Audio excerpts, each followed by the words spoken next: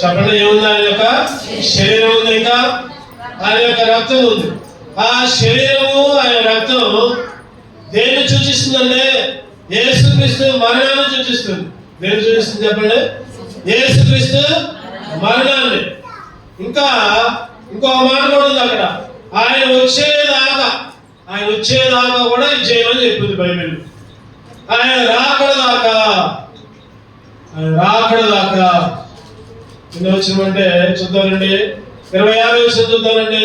మీరు ఈ రొట్టె తిని ఈ పాత్రను త్రాగినప్పుడల్లా ప్రభు వచ్చే వరకు ఆయన మరణము ప్రచురించింది. ప్రభు వచ్చే వరకు అంటే అసలు ప్రభు రావడం అంటే ఆయన రాకడ దాకా, ఆయన వచ్చేదాకా బల్ల తీసుకొని ఉంటా ఉండాలి. మనం ఎప్పటికప్పుడు సరి చేసుకుంటా ఉండాలి.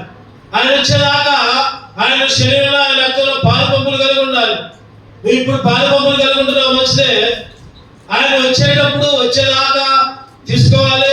ఇంకోటి రెండో విషయం ఏంటంటే మనం చనిపోయేదాకా బలంలో ఉండే చనిపోవాలి, బలం తీసుకునే చనిపోవాలి. మనం 2-3 వారాలు బలం తీసుకోకుండా చనిపోయామంటే మనకు నాకమే. రక్షణ పొందిన బాప్తిసం తీసుకున్నా, పుట్టిన బాప్తిసం తీసుకున్న దగ్గర నుంచి 10 సంవత్సరాలు 20 సంవత్సరాలు బలంలో చేసిన ఆయన వచ్చే ముందు, లేకపోతే మనం చనిపోయే ముందు బలంలో చేయలేకపోతే చెప్పండి నరకమే. దాంట్లో నేను 8 సంవత్సరాలు అయింది, నేను 2 వారాలు సరి చేసుకున్నా, నేను ఇంతకాలం 2 తీసుకున్నా, ఈ మధ్యనే తీసుకున్నా 2 వారాలు 3 వారాలు అంటే కుదరదు. అందుకని అక్కడ క్లియర్ గా రాయబడింది. ఎవరు చెప్పండి? ప్రభు వచ్చే వరకు ఆయన మరణమును బలంలో చేస్తే ఆయన మరణాన్ని ప్రచురించటమే. ఆయన మరణం మాత్రమే కాదు, ఆయన రాకడను కూడా సూచిస్తుంది. ఆ వల్ల ఆయన రాకడ దినాలు 2024వ సంవత్సరం మొత్తం కాపాడంటే మరలా ఇంకొక సంవత్సరం దేవుడు రాకుండా ఆలస్యం చేశాడు. కారణం ఏంటంటే ఇంకా సరి చేసుకుంటామేమో, ఇంకా రక్షణ పొందుతామేమో, ఇంకా బాప్తిసం తీసుకుంటామేమో, లేదా ఇంకా లోపడతామేమో, రక్షణ పొంది కూడా ఇంకా లోపల ఉన్నామేమో. రక్షణ పొందిన తర్వాత సైతాన్ పనులు చేసుకుంటూ, సైతాన్ క్రియలు చేసుకుంటూ, సైతాన్ దాసుగా ఉంటున్నామేమో. ఎక్కడి నుంచైనా మేలుకు, 2025 నుంచైనా జాగ్రత్తగా ఉండు అని హెచ్చరించడానికి ఈ బల్ల. ఈ మధ్యాహ్నకాల సమయంలో ఆయన గొప్ప కార్యాలు చేశారు. మన జీవితంలో గొప్ప కార్యాలు చేశారు, ఆరాధించవచ్చింది. మరి ఆయన రాకడ సమీపంగా ఉంటే, ఆయన రాకడ సమీపంగా ఉంది. మరి ఆ రాకడ సమీపంగా ఉన్నప్పుడు ఇంకా ఏమేమి సమీపంగా ఉన్నాయి, మనం ఏ విధంగా సరి చేసుకోవాలి, ఇంకా మన జీవితంలో ఏమేమి సమీపంగా ఉన్నాయో ఒకసారి మనం చూసుకొని మనలో సరి చేసుకుందాం. మొదటిగా మనకి ఏమి సమీపంగా ఉన్నాయి, సమీపంగా ఏమి ఉంటే మనం దూరంగా పోతున్నాం. కీర్తనలు 85:19 మన విషయం ఏంటంటే ఏమి సమీపంగా ఉన్నాయి. రాకడ సమీపంగా ఉన్నప్పుడు ఇంకా కొన్ని సమీపంగా ఉన్నాయి. ఆ సమీపంగా ఉన్నాయి మనం పొందుకుంటున్నామా లేదా? కీర్తన 85:9 మన దేశంలో మహిమ నివసించినట్లు ఆయన రక్షణ ఆయనకు భయపడు వారికి సమీపంగా ఉంది. ఆయన రక్షణ సమీపంగా ఉంది. ఆయనకు భయపడే వారికి చెప్పండి. దేవుడు అంటే ఏముండాలి? దేవుడు అంటే ఏముండాలి? చాలా మంది అనుకుంటారు కదా, దేవుడు అంటే భక్తి ఉంటే చాలే, పొద్దున్నేసి దండం పెట్టుకుంటే చాలే, పొద్దున్నేసి దేవుడు పుట్ట ముందు ఒక అగరబత్తి వెలిగించి చప్పలేసుకుంటే చాలే, భక్తి ఉంటే చాలే అని అనుకుంటున్నారు. భక్తితో సరిపోదు, ఏం కావాలిగా? భయంగా. అందుకనే కీర్తనలో చాలా సార్లు రాయబడి ఉంటుంది, యెహోవా యందు భయభక్తులు కలిగి ఉండాలి. యెహోవా యందు భయభక్తులు కలిగి ఉండుట అన్నిటికీ ఆశీర్వాదాలకు మూలం రాయబడుతూ ఉంటుంది. ఈ మధ్యాహ్నకాల సమయంలో రక్షణ సమీపంగా ఉంది. ఎవరికి? భయపడే వాళ్ళకి. భయం లేని వాళ్ళకి రక్షణ సమీపంగా లేదు. ఆయన అంటే భయం ఉండాలి, రక్షణ పొందే వాళ్ళగా ఉండాలి. ఇంకా రక్షణ పొందకపోతే, ఇంకా బాప్తిసం తీసుకోకపోతే ఏ వయసు అయినా పర్వాలా, నువ్వు చిన్నవాడైనా పెద్దవాడైనా మధ్య వయసు అయినా లేదా వృద్ధాప్యంలో ఉన్నా రక్షణ తీసుకోవాలి. బాప్తిసం పొందాలి. గమనిస్తూ చాలా మంది అనుకుంటారు కదా, మాకు చాలా సమయం ఉందిలే, నేను ఇప్పుడు పెద్దలు అయిన తర్వాత బాప్తిసం తీసుకోవచ్చు అనుకుంటా. చాలా తప్పు విషయం. ఈ మధ్య కొంతమంది భక్తులు చెబుతున్నారు 7 సంవత్సరాలప్పుడే చాలా బాప్తిసానికి సిద్ధపడ్డారంట. హెబ్రోనులో 7 సంవత్సరాలు. 7 సంవత్సరాలు అంటే ఎన్నో తరగతి చెప్పండి? 7 సంవత్సరాలు అంటే ఎన్నో తరగతి? రెండో తరగతి. రెండో తరగతిలోనే బాప్తిసానికి సిద్ధపడి వచ్చారంట. అంటే వాళ్ళ తల్లిదండ్రులు ఏ విధంగా పెంచారో చూడండి, ఆలోచించారు. ఆ పిల్లలు చిన్నప్పటి నుంచి మందిరంలో పెంచారు. చిన్నప్పటి నుంచి మందిర కార్యక్రమాల్లో, చిన్నప్పటి నుంచి మందిర విషయాల్లో పెంచి పోషించి వాక్యమైన మన్నా ఇచ్చి వాక్యమైన ఆహారం ఇచ్చి పెంచుతున్నారు. మందిరంలోనే కాదు, ఇళ్లలో కూడా దేవుని గురించి బయలుదేరుతున్నారు. అందుకని వాళ్ళు సిద్ధపడ్డారు. ఇది ఆ సేవకుడు అంట, అయ్యా చాలా సంతోషం, మీ పిల్లలు బాప్తిసానికి సిద్ధపడ్డారు, చాలా సంతోషం. ఇంకొక రెండేళ్ళు క్రమం తప్పకుండా మందిరానికి రమ్మాలండి. 2 నెలలు క్రమం తప్పకుండా ప్రతి విషయంలో కూడా ప్రార్థన చేయమనండి, మానవస్ పొందమనండి, ఆరాధన చేయమనండి అని చెప్పారు. ఆశ్చర్యం ఏంటంటే ఆ 2 నెలల్లోనే వాళ్ళు పెద్దల కంటే బాగా ఆరాధన చేశారండి. చెప్పండి, పెద్దల కంటే కూడా బాగా ఆరాధన చేశారు. అంటే బాప్తిసం తీసుకున్న తర్వాతే ఆరాధన చేయడం కాదు, బాప్తిసం తీసుకున్న తర్వాతే.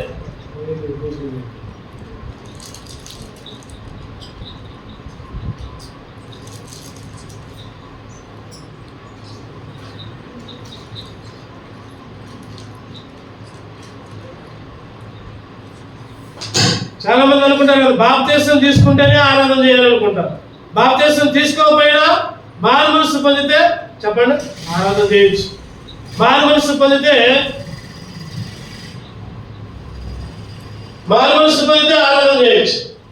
రక్షణ పొందితే ఆరాధన చేయొచ్చు. తర్వాత ఆ 2 నెలలు ఆరాధన చేసుకుంటూ తర్వాత బాప్తిసం తీసుకొని సిద్ధపడవచ్చు.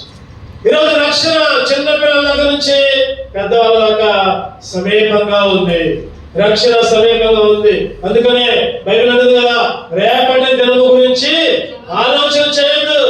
రేపటి దినము గురించి ఆలోచన చేయొద్దు. సామెతలు చదవనమాట. సామెతలు 27:1. సామెతలు 27:1. రేపటి దినము గురించి అతిశయ పడకము. ఏ దినమున ఏది సంభవించును చెప్పండి. ఏ దినము ఏమి సంభవించిందో తెలియదు. రేపేమైందో తెలియదు, ఎల్లుండి ఏమైందో తెలియదు. అసలు జనవరి 1 దాకా నువ్వు నేను ఉంటామో తెలియదు. ఈరోజు చాలా మంది అనుకోవచ్చు, ఈరోజు పొద్దున్నే పేపర్ చూడగానే, వార్తలు చూడగానే విమానంలో గుద్దుకొని 15 మంది చచ్చిపోయారు. అక్కడికక్కడ విమానం గుద్దుకొని 15 మంది. చూడండి, వాళ్ళు ఎన్నికల్లో అన్నారు 31వ తారీఖు ఎండు చేద్దాం, బట్టలు కూడా కొనుక్కొని ఉంటాను నేను జనవరి 1 కోసం.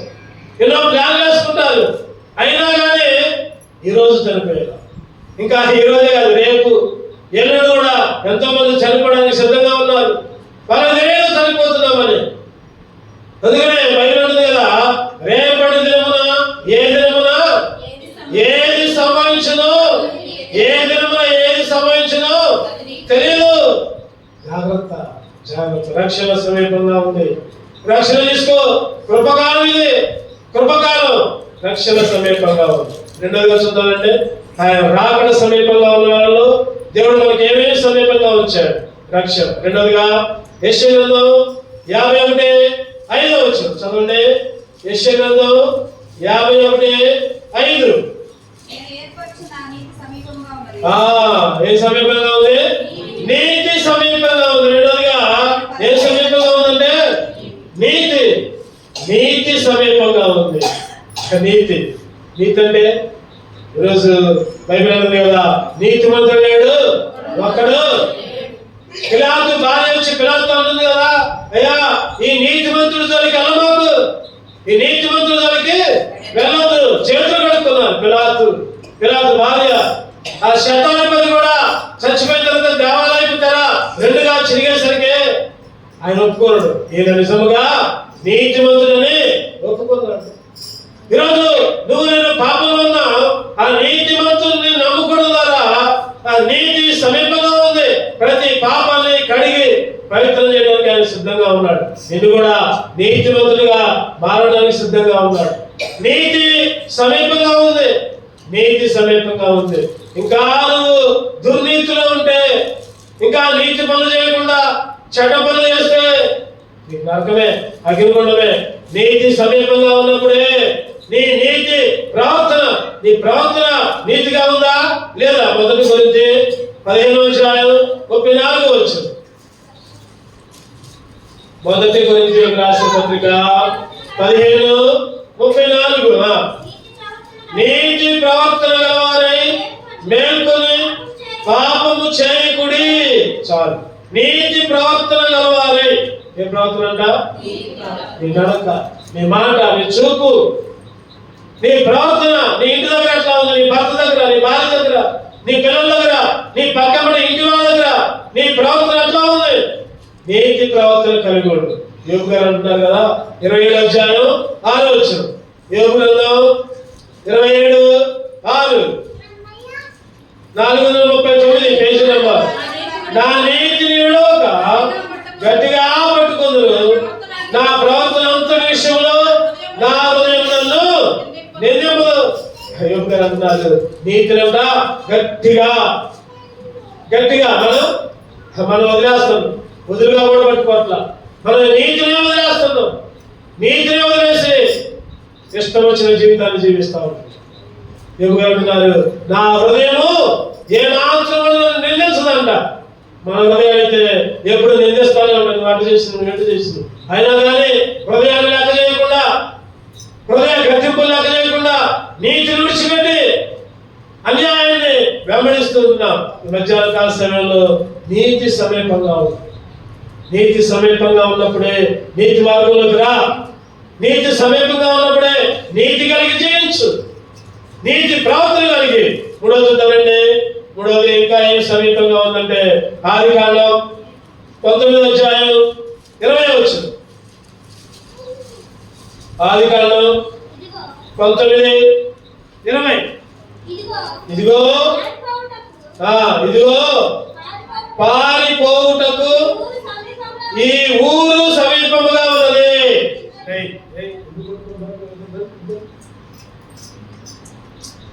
ఇదిగో పారిపోవుటకు ఈ ఊరు సమీపంగా ఉంది. ఊరంటే చెప్పండి, చిన్న ఊరు. అక్కడ కింద తర్వాత రాయబడి ఉంటుంది, ఈ ఊరు చిన్నది అని రాయబడి. ఈ ఊరు ఏంటంట? చిన్నది. అది చిన్నది కదా. పారిపోవడానికి ఊరు. బైబిల్ ఊరు అంటే దాని అర్థం ఏంటంటే, ఈ రోజుల్లో పెద్ద పెద్ద చాలా ఉన్నాయి, పెద్ద పెద్ద సంఘాలు చాలా ఉన్నాయి. కానీ ఈ ఊరు చిన్నది అర్థం ఏంటంటే మనది చిన్న సంఘం. ఏ సంఘం? చిన్న సంఘం. అందుకని అంటారు బైబిల్లో, చిన్న మంద. ఏ మంద మనం? ఏం పెద్ద మంద కాదు. ఏ మంద మనం? చిన్న మంద. ఈ మందలోకి రా, ఈ సంఘంలోకి రా. చిన్న సంఘమే. ఈ సంఘంలో ఉండు. ఈ సంఘం నీకు సమీపంగా ఉంది. నిన్ను ఆహ్వానిస్తుంది సంఘం. ఈ మంద, ఈ గుంపు, ఈ సమూహం. ఏ సమూహం ఇది? ప్రార్థనలో ఉంటుంది, సహవాసంలో ఉంటుంది, అపోస్తుల బోధలు, ప్రార్థనలు, సహవాసములు, ఇంకా చెప్పండి, రొట్టె విరుచుట్లు, ఏడ తెగక ప్రార్థనలు. నువ్వు ఈ సంఘంలోకి రాకుండా బయటికి వెళ్ళామంటే పెద్ద సంఘం నోరు తెలుసుకున్నాడు. సైతాను సింహంలాగా ఎప్పుడు మిగుదామా, ఎవరు మిగుదామా జాగ్రత్తగా ఉంది. అందుకనే ఏం చేయాలి చెప్పండి? మన సంఘంలో ప్రతి విషయంలో కూడా పాలు పంపులు కలిగి ఉండాలి. సంఘంలో ఎవరెవరికి ఏ బాధ్యతలు ఉన్నాయి, సంఘంలో ఎవరెవరు ఏ పనులు చేయాలి, సంఘంలో ఏ విధంగా మానకుండా సంఘానికి రావాలి. కొత్తగా వచ్చిన వాళ్ళకి అర్థం కాదు. ఏంటి ఇదేంటి అలవాటు అయిపోతే అలవాటు అయ్యేదాకా రాదు, మధ్యలో మానేస్తూ ఉంటారు. అలవాటు అయ్యేదాకా వస్తే నువ్వు సంఘాన్ని విడిచిపెట్టి ఉండలేవు. ఈ ఊరు ఎట్లా ఉందంట? సమీపంగా ఉంది. ఏ సంఘం ఇది? ఏ సంఘం? క్రీస్తు యేసు ప్రభువు తన రక్తం ఇచ్చి చెప్పాలి. దేంతో కొన్నాడు? వెండితో కాదు, బంగారంతో కాదు, ఇంకా దేంతో కాదు. క్రీస్తు యేసు ప్రభువు తన రక్తం ఇచ్చి కొన్నటి సంఘమున ఎవరు చేరదు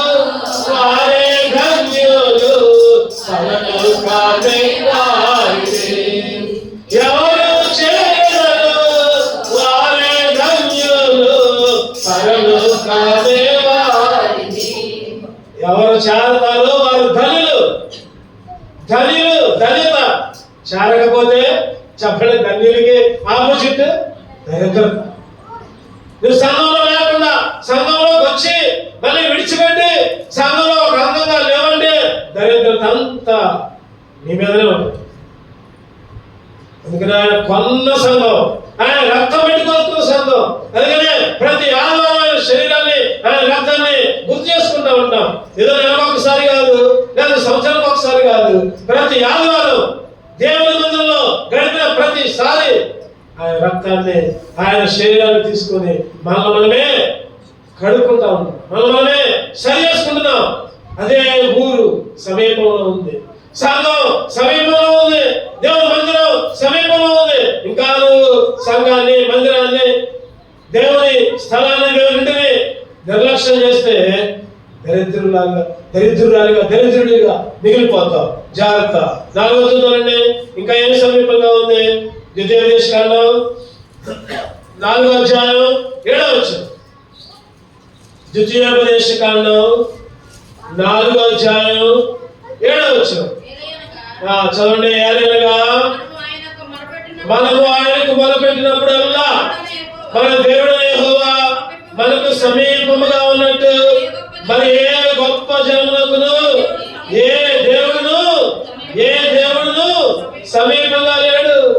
దేవుడైన యెహోవా మొరపెట్టినప్పుడల్లా, నువ్వు ప్రార్థన చేసినప్పుడల్లా, నువ్వు మోకరించినప్పుడల్లా, నువ్వు కన్నీరు కాల్చినప్పుడల్లా ఎట్లా ఉన్నాడు? ఆయన సమీపంగా ఉన్నాడు. ప్రార్థన సమీపంగా ఉంది. యెహోవా సమీపంగా ఉన్నాడు. అను ప్రార్థించకపోతే, ప్రార్థన గుంపులలో ఉండకపోతే, కొంతమంది అనుకుంటారు నేను ఆదివారం పోతున్నా చాలే అని అనుకుంటారు. మంచిదే, ఆదివారం వస్తే మంచిదే.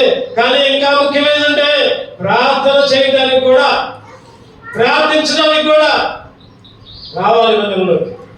ఉపవాస కూడికని, సంఘ ప్రార్థనలని, సంపూర్ణ రాత్రి ప్రార్థనలని, రకరకాల కూడికలు, కనిపెట్టే కూడికలు, సిద్ధపాటు కూడికలు, ప్రార్థనా కూడికలు చేయాలి. ప్రార్థన సమీపంగా ఉంటే, నువ్వు ప్రార్థనకు దూరంగా ఉంటే అట్లా. ఈరోజు చాలా మంది క్రైస్తవులు, విశ్వాసులు ప్రార్థనలకు దూరంగా ఉంటున్నారు, సంఘ ప్రార్థనలకు దూరంగా ఉంటున్నారు. ఆయన అంటారు కదా, తనకు నిజముగా మొరపెట్టి వారికి చదవండి. ఎక్కడుందంటే కీర్తనలు 145:18 చదవండి. కీర్తనలు 145:18 తనకు నిజముగా తనకు మొరపెట్టి వారికి అందరికీ, తనకు నిజముగా మొరపెట్టి వారికి అందరికీ యెహోవా సమీపంగా ఉన్నాడు. మొరపెడుతున్నాడు, ఆయన వెంట రానున్నాడు. నువ్వేం ప్రార్థన చేయవు, నువ్వేం మందిరానికి రావు, దేవుడు రా ప్రార్థన నేను సమీపంగా ఉన్నా అంటున్నాడు. ఈ మధ్యాహ్నకాల సేవలో ఇంకా ఎన్నిసార్లు ప్రార్థనకు దూరంగా ఉంటున్నావు, ఎన్నిసార్లు సంఘ ప్రార్థనలు, ఎన్నిసార్లు ఉపవాస కూడికలు, ఆదివారం వస్తున్నా ఆదివారం పోతున్నా చాలు అని అనుకుంటున్నావేమో. ముఖ్యముగా ప్రార్థించే బిడ్డగా ఉండాలి. సంఘంలో ప్రార్థన చేయాలి, ఇంటి దగ్గర ప్రార్థన చేయాలి. కొంతమంది అనుకుంటారు నేను ఇంటి దగ్గర ప్రార్థన చేస్తున్నావులే అంటారు. సంఘంలో దేవుని ఇంటిలో మొదలుపెట్టాలి, నీ ఇంటిలో మొదలుపెట్టాలి, దేవుని ఇంటిలో మొదలుపెట్టాలి. 2024వ సంవత్సరంలో ఎన్నిసార్లు ప్రార్థనకు దూరంగా ఉన్నాం. దేవుని వేడుకో ప్రభా, రానున్న రోజుల్లో కూడా ప్రభా నీ మందిరంలో చేరి సమీపంగా ఉండి నీకు మొదలుపెట్టే భాగ్యాన్ని ప్రభా, మందిరం కొరకు, సేవకుల కొరకు, సంఘం కొరకు, నా కొరకు, నా కుటుంబం కొరకు, నా పిల్లల కొరకు ప్రార్థించబడిగా నన్ను సిద్ధపరచయ్యా అని అడుగు. దేవుని ఒప్పుకో. ప్రార్థన సమీపంగా 5వ చూద్దాం. ఇంకా ద్వితీయోపదేశకాండం 30:14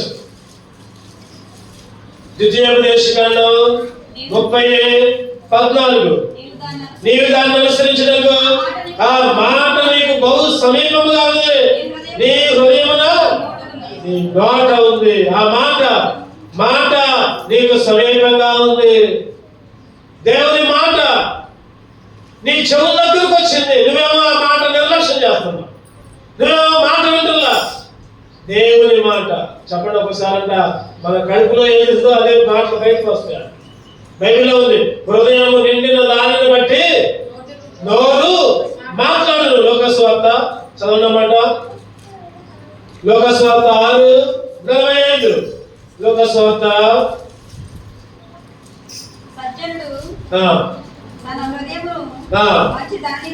మంచి దానిలో నుండి సద్విషయంలో బయటకు తెచ్చును, దుర్జనుడు చెడదానిలో దుర్విషయాలు బయటకు తెచ్చును. హృదయము నిండి ఉండు దానిని బట్టి నోరు.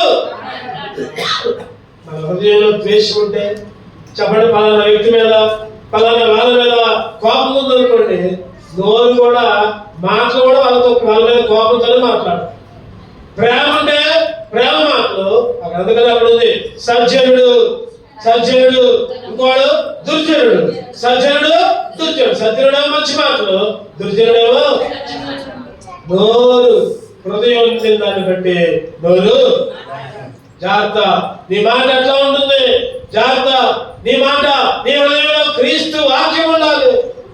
క్రీస్తు వాక్యం మీ హృదయంలో భద్రపరచుకోండి. కొలస్సీలకు రాసిన పత్రిక 3:16. కొలస్సీలకు రాసిన పత్రిక 3:16 చదవండి. సంగీతంతోనూ కీర్తనతోనూ ఆత్మ సంబంధమైన పద్యములతోనూ ఒకరినొకడు బోధించుచు బుద్ధి చెప్పుచు కృపా సహితముగా మీ హృదయంలో దేవుని గురించి గానము చేయించు సమస్త విధమైన జ్ఞానముతో క్రీస్తు వాక్యము. చెప్పండి, ఏంటంట? క్రీస్తు వాక్యము మీలో ఏముంది? మీ హృదయంలో ఏది ఎక్కువగా ఉంది? ద్వేషమా, అసూయ, కోపమా, లేకపోతే ఇంకా దేవునికి వ్యతిరేకమైన పనులా? క్రీస్తు వాక్యము మీ హృదయంలో సమృద్ధిగా ఉంది. దేవుని మాట సమీపంగా ఉంది. చెప్పండి, ఏమేమున్నాయి? ఒకటోది రక్షణ సమీపంగా ఉంది. రెండోది నీతి సమీపంగా ఉంది. మూడోది సంఘం, ఊరు అంటే సంఘం, మందిరం సమీపంగా ఉంది. నాలుగోది ప్రార్థన సమీపంగా ఉంది. ఆయనకు మొరపెట్టుకునే విషయంలో సమీపంగా ఉంది. తర్వాత ఐదోది దేవుని మాట. చూద్దాం. నాలుగుగా క్లుప్తంగా ధ్యానించుకుందాం. రోమీయులకు రాసిన పత్రిక 13:11.